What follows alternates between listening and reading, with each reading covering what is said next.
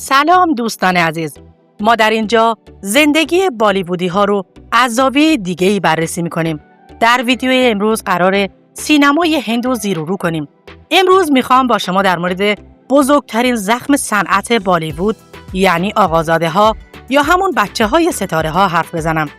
این بچه ها بدون زحمت، بدون آزمون، بدون شب بیداری برای دیالوگ ها مستقیم میپرن وسط هالیوود هند و میلیون ها روپیه رو درو میکنن. طبق گزارش های تازه در سال 2025 بیش از 70% فیلم های بزرگ به اینها میرسه.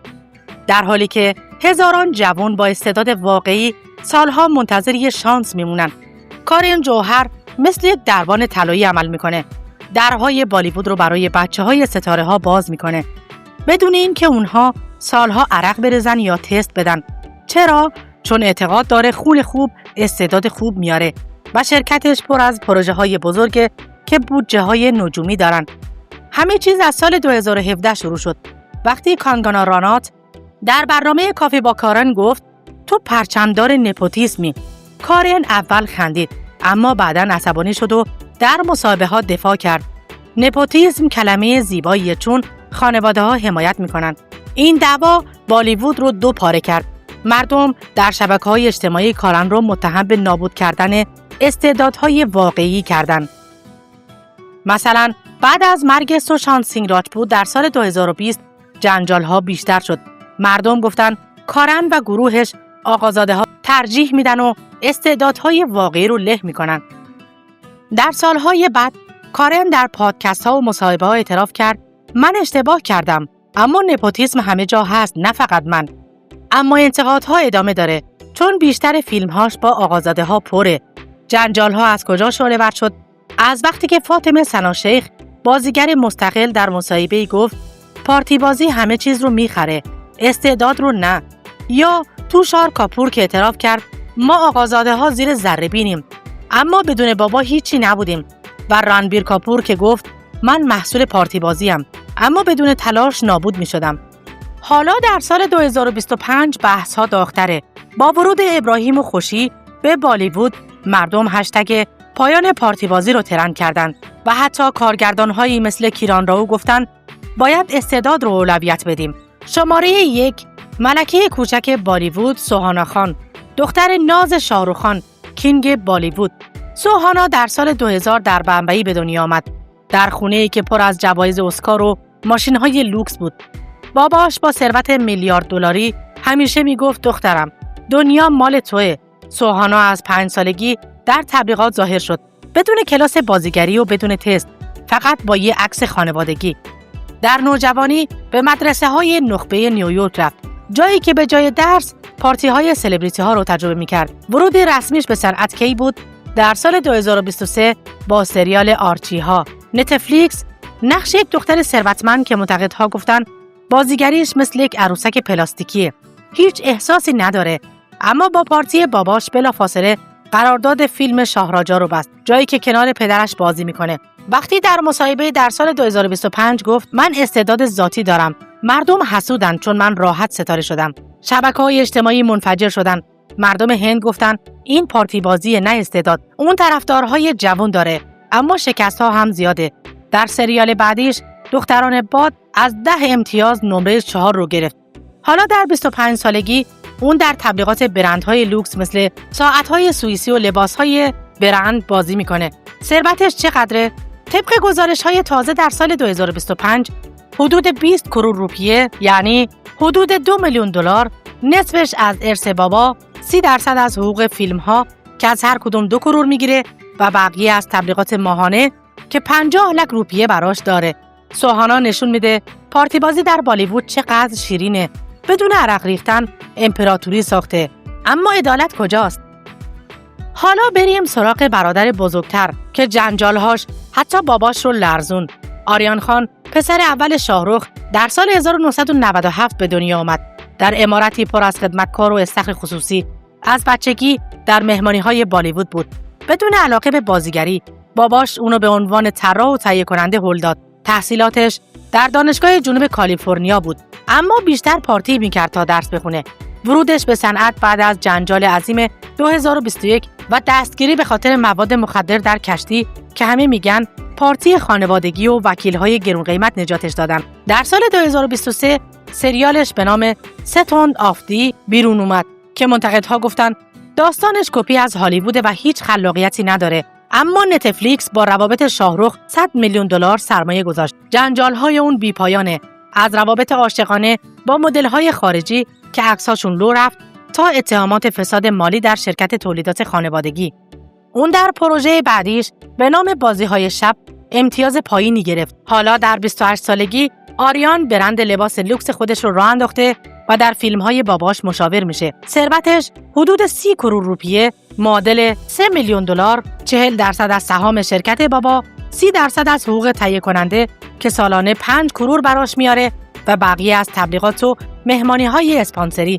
آریان مثال زنده پارتی بازیه، بدون استعداد فقط با نام پدرش میلیونر شده. نفر بعدی جانوی کاپور.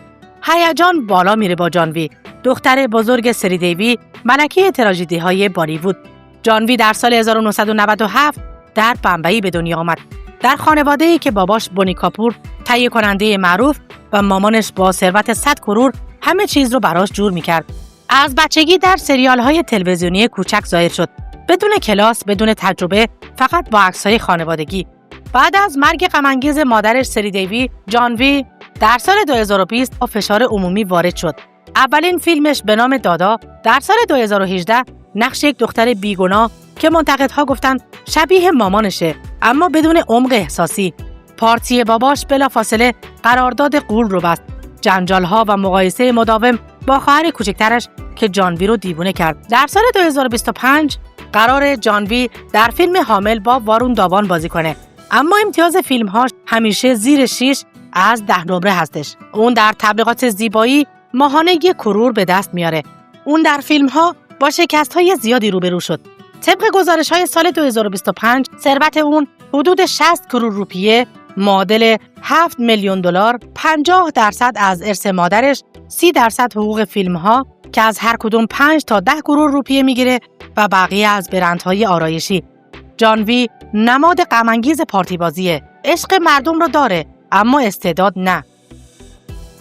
نفر بعدی خواهر کوچکتر جانوی، خوشی کاپور هستش که سایه خواهر بزرگ رو حس میکنه. خوشی در سال 2000 به دنیا آمد در امارت لوکس، اما همیشه میگفت من میخوام مستقل باشم. از نوجوانی وارد دنیای مدلینگ شد. بدون تجربه با پارتی خانوادگی در مجلات ظاهر شد. ورودش به صنعت در سال 2023 با آرچی‌های نتفلیکس نقش یک دختر شیطون که منتقدها خندیدن، لوس و بیمزه، فقط برای پر کردن لیست. باباش قرارداد نادانیان رو با ابراهیم علی خان براش جور کرد. در سال 2025 شایعه رابطش با ودان راینا که مردم گفتن پارتی بازی عاشقانه و مقایسه با جانوی. اون طرفدارهای نسل زد داره و در سریال عشق جوان از 10 نمره امتیاز 5 گرفت. ثروتش حدود 8 کرور روپیه، معادل $1 میلیون از ارث خانوادگی، مدلینگ که ماهانه 20 لک میگیره و حقوق اولیش که از 1 کرور شروع شد. خوشی نشون میده پارتی بازی چقدر سخته. نفر بعدی آنانیا پاندی، دختر چانکی پاندی، یکی از جنجالی ترین ملکه های لبخندهای ساختگی. آنانیا دختر چانکی پاندی، اون کمدین قدیمی که با جوک‌های ساده‌اش میلیون ها نفر خندیدن. آنانیا در سال 1998 در دل شلوغ بمبئی به دنیا آمد، در خانه‌ای که پر بود از صدای خنده‌های مصنوعی و بوی موفقیت‌های آسان. باباش با ثروت 50 کرور روپیه همیشه میگفت دخترم دنیا صحنه توئه، فقط لبخند بزن. از کودکی آنانیا در تبلیغات کوچک ظاهر شد، بدون 1 روز کلاس بازیگری، بدون تست‌های سخت، فقط با یک عکس خانوادگی که باباش به کارگردان‌ها نشون میداد. نوجوانیش در مدرسه‌های گران قیمت نیویورک، جایی که به جای یادگیری دیالوگ یاد میگرفت چطور تو پارتی‌های سلبریتی‌ها بدرخشه و قراردادهای پنهان ببنده.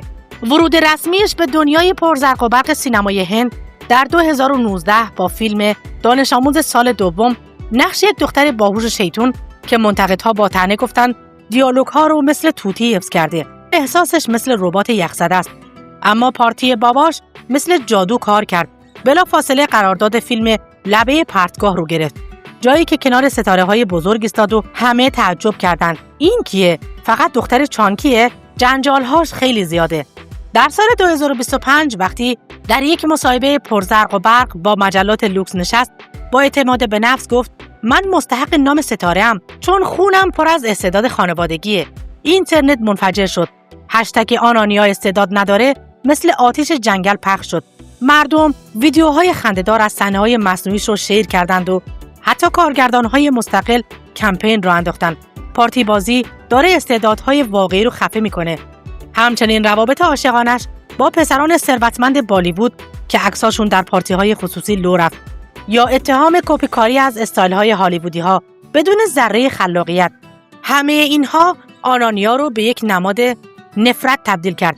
دختری که با یک لبخند قلب میلیون‌ها نفر رو می‌دزده.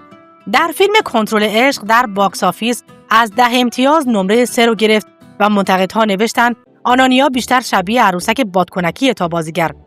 حالا در 27 سالگی آنانیا برند شخصی مد و زیبایی خودش رو راه انداخته. در مهمانی‌های فرش قرمز مثل پروانه میچرخه و با اینفلوئنسرها همکاری میکنه. ثروتش چقدره؟ طبق گزارش‌های داغ 2025 حدود 75 کرور روپیه معادل 9 میلیون دلار. 40% از ارث بابا و سهم خانوادگی، 30% از حقوق فیلم‌ها که از هر کدوم 30 کرور روپیه میگیره و بقیه از تبلیغات ماهانه که 10 کرور سالانه براش به ارمغان میاره. به علاوه فروش محصولات زیباییش که مثل طلا میفروشه. آنانیا مثل یک شعر تلخ پارتی بازیه، لبخندی که استعداد رو پنهان میکنه و ثروتی که بدون عرق ساخته میشه. چقدر هنرمندانه ناعادلانه است، نه؟ نفر بعدی ابراهیم علیخان، پسر سیف علیخان. حالا نوبت شاهزاده جوان پاتودی ابراهیم علیخان، پسر سیف علیخان و آمریتا سینگ هسته. اونهایی که خودشون با پارتی بازی به اینجا رسیدن. ابراهیم در سال 2001 در عمارت سلطنتی پاتودی به دنیا آمد. جایی که دیوارهاش پر از عکس‌های سلطنتی و ماشین‌های کلاسیک بود. باباش با ثروت 200 کرور روپیه همیشه میگفت پسر تو شاهزاده‌ای، فقط قدم بردار. از بچگی ابراهیم در صفحات مجلات و مهمانی‌های خانوادگی بود. بدون یک لحظه کلاس بازیگری، بدون عرق ریختن برای نقش‌ها، فقط با ژن‌های سلطنتی و روابط باباش. نوجوانیش با ورزش‌های سنگین مثل کشتی در باشگاه‌های خصوصی لندن، جایی که به جای دیالوگ خوانی یاد می‌گرفت چطور در عکس‌های اینستاگرام بدرخشه و قراردادهای اولیه ببنده. ورودش به صنعت پر از نورافکن‌ها در سال 2025 با فیلم نادانی که نقش یک جوان شورشی که منتقدها هنوز قضاوتش نکردن، اما همه میدونن پارتی باباش و عموش عادل حسین همه درها رو به روش باز کرده. تست بازیگریش چی بوده؟ فقط یک لبخند و یک تماس تلفنی. جنجال‌ها مثل طوفان میاد. شایعه روابط عاشقانش با مدل‌های خارجی که عکس‌هاشون در پارتی‌های خصوصی لو رفت یا اتهام لوس بودن شاهزاده. مردم گفتن این پسر بیشتر شبیه مدل تا بازیگر. حتی در مصاحبه‌های اولیه وقتی گفت من با خونم بازی می‌کنم، منتقدها خندیدن. خون سلطنتی، نه استعداد. موفقیت‌هاش هم اینه که طرفدارهای جوان داره که عاشق هیکل ورزشکاریش هستن. قراردادهای تبلیغاتی، برندهاش مثل بارون براش میباره و فیلم اولش پتانسیل باکس آفیس داره، اما شکستهاش هم روی اون سایه انداخته. شایعه‌های فشار خانوادگی که ابراهیم رو افسرده کرده یا مقایسه با خواهرش سارا که خودش یک آقازاده است. حالا در سن 24 سالگی ابراهیم در تئاترهای کوچک لندن تمرین میکنه، اما همه میدونن هدفش فرش قرمزه. ثروتش حدود 25 کرور روپیه معادل 3 میلیون دلار، 50% ارث سلطنتی پاتودی، 20% از قراردادهای اولیه فیلم که 2 کرور میگیره و بقیه از تبلیغات و مدلینگ ماهانه که براش 30 لک به ارمغان میاره. ابراهیم مثل یک نقاشی رانسنس پارتی بازیه، زیبا، سلطنتی، اما بدون عمق واقعی. خواهر ابراهیم سارا علیخان، خواهر بزرگتر که مثل پروانه در طوفان میچرخه. سارا علیخان دختر سیف آمریتا، ملکه شعرهای اینستاگرامی بالیوود که در سال 1995 در بمبئی، همون کاخ پاتودی که پر از کتاب‌های شعر و جوایز خانوادگی بود، به دنیا آمد. مامانش با ثروت مشترک 150 کرور همیشه مشوقش بود. دخترم با کلمات و لبخندت فتح کن. از نوجوانی سارا در سریال‌های تلویزیونی کوچک ظاهر شد، بدون کلاس‌های حرفه‌ای، بدون آزمون‌های سخت، فقط با روابط باباش که کارگردان‌ها رو مجبور به بله می‌کرد.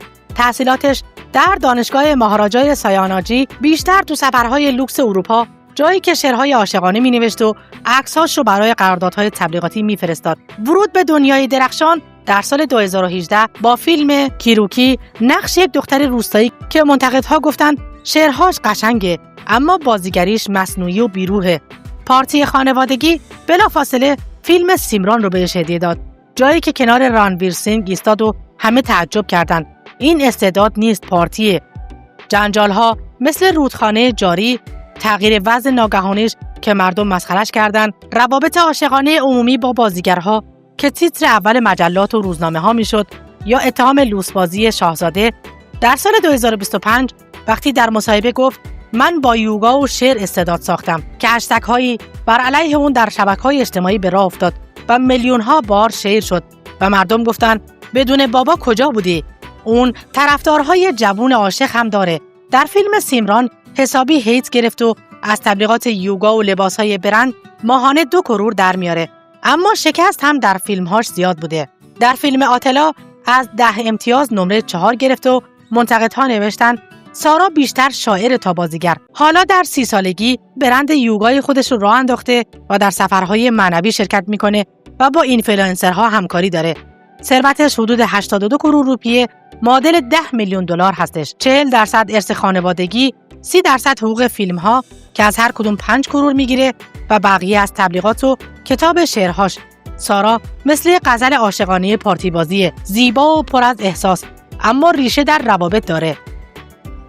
و اما نفر بعد، حالا وارد قلمرو امپراتوری میشیم، جایی که خون باچان مثل شراب کهنه نسل به نسل ثروت و شهرت رو میچرخونه. آگاستیا ناندا، نوه آمیتاب باچان، اون غول جاودان سینمای هند که با یک نگاه دیوارهای قلعه رو میلرزونه. آگاستیا در سال 1999 در بمبئی به دنیا آمد، در عمارتی به نام جلسی که دیوارهاش پر از جوایز ملی و عکس‌های سیاه‌سفید از دوران طلایی پدربزرگشه. جایی که هر اتاق یک فصل از تاریخ بالیوود رو زمزمه میکنه. پدرش نیکی ناندا تاجر موفقیه و مادرش شوتا ناندا از خاندانهای ثروتمند. اما همه میدونن ریشه واقعیش در رگ‌های آمیتابه، با ثروتی که شایعه‌ها میگن به 70 کرور روپیه میرسه، اما زیرکانه پنهان مانده، مثل گنج‌های مدفون. آگاستیا از کودکی در سایه عمه و دایی ستارش آبیشک و آیدا بزرگ شد، بدون اینکه حتی یک روز میکروفون به دست بگیره، اما با روابطی که درها رو مثل جادو براش باز کرد. نوجوانیش در مدرسه‌های نخبه لندن، جایی که به جای حفظ دیالوگ هنرهای رزمی و فلسفه رو یاد می‌گرفت. یک انتخاب زیرکانه که بعداً در نقشاش بدرخشه. ورود به صحنه پر از نورافکن‌ها در سال 2023 با سریال آرچی ها از نتفلیکس نقش آرچی اندروز رو گرفت، بدون آزمون رسمی، بدون آموزش، بدون تست‌های عمومی، فقط با یک تماس از زویا اختر که خاندان باچان رو مثل خانواده خودش میدونه. منتقدها گفتن مرموزه اما مثل سایه پدر بزرگشه، عمق نداره. اما پارتی خانوادگیش مثل بادبان کشتی بلافاصله قرارداد فیلم ایکیس رو براش جور کرد، یک بیوگرافی جنگی و همه میگن نپوتیسم در برابر نپوتیسم. اما جنجالهاش مثل طوفان‌های زیرکانه‌ای که آمیتاب رو میسازه. در مارس 2025 در یک مصاحبه قدیمی لو رفت که آگاستیا گفته من بدون مدرسه بازیگری مستقیم اومدم به بالیوود و اینترنت منفجر شد. شبکه‌های ردیت و ایکس پر از طعنه شد. مردم گفتن این نوه آمیتاب بدون عرق تاج رو میذاره سرش. موفقیت‌هاش در فیلم آرچی ها باعث شد طرفدارهای نسل زد جذبش بشن و ایکیس پتانسیل جوایز ملی رو داره، با صحنه‌های اکشن که هیکل ورزشکاریش رو نشون میده. اون حالا تونسته قلب دختر شاهرخ خان رو تسخیر کنه و دوست پسر رسمی سوهانا خان هستش. مدتی شایعه‌های افسردگی پنهانش هم بر سر زبان‌ها افتاد. اون در 26 سالگی در تبلیغات لوکس مثل ساعت‌های سوئیسی ظاهر میشه. ثروتش طبق شایعه‌های سال 2025 حدود 20 کرور روپیه، 60% ارث خاندان باچان که مثل کوه طلا پشتشه و 20% از حقوق ایکیس که 5 کرور دستمزد گرفت و بقیه از سهام تاجری پدرش و تبلیغات ماهانه که 1 کرور میگیره. آگاستیا مثل یک مجسمه برنزی نپوتیسمه، با شکوه مرموز اما با ترک‌های زیرکانه‌ای که منتظر ترکیدنه، مثل یک شعر تلخ از شکسپیر. این آقازاده ها نشون دادن پارتی بازی چقدر نادلانه است. ثروت بدون عرق. نظر شما در این مورد چیه؟ با من و بقیه دوستاتون به اشتراک بذارید. همچنین اگه در تلفظ اسمهای هندی اشتباه کردم ازتون عذرخواهی میکنم و ممنونم که تا اینجای ویدیو منو همراهی کردید. اگه به جنجال‌ها و حواشی و رازهای تاریک افراد مشهور جهان علاقمندید، کانال رو سابسکرایب کنید تا از ویدیوهای بعدیمون هم با خبر بشید. اگه ویدیو رو دوست داشتید لایکش کنید و حتما نظرات و انتقاداتتون رو در زیر همین ویدیو برام بنویسید. مطمئن باشید که همشون رو میخونم و بهشون جواب میدم. دوستتون دارم و تا ویدیوی بعدی خدایار و نگهدارتون.